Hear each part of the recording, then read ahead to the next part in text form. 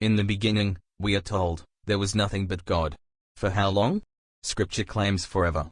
That God has always been. While the concept of a sentient mind having no origin or termination, no ability to register the passage of time, flies in the face of both reason and magic, it could just be that God was alone for a very long time.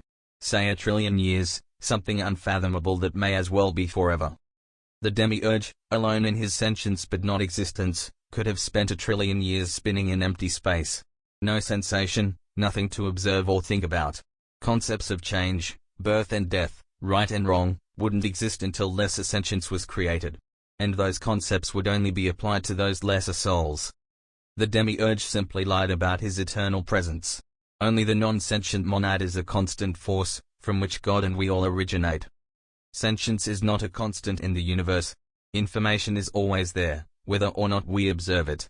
The monad lives in a beautiful superposition, encompassing all, and we have been ripped away from that unified whole to serve the first ego. Judas Iscariot was an Archon, driven by jealousy and greed to betray Messiah. Seeking favor with the demiurge, who is of course misidentified as Lucifer, Judas was enticed to participate in the assassination and cover-up.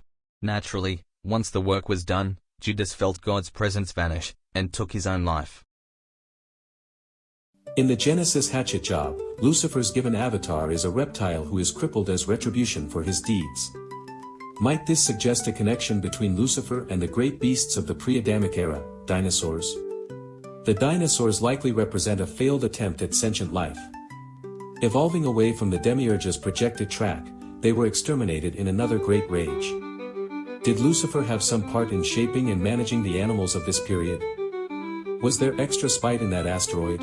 One can only speculate whether Lucifer may have intentionally guided the dinosaur on a different path than the demiurge intended. Perhaps this led to increased guardrails against Lucifer, making it more difficult to reach the human zoo.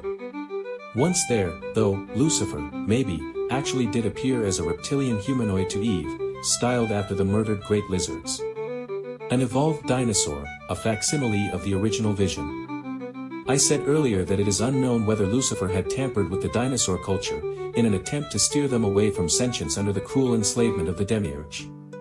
The dinosaur's so-called failure could just as easily be due to the demiurge's ineptitude. Either way, perhaps it is true that Lucifer presented himself as a free reptilian in remembrance of those prehistoric martyrs.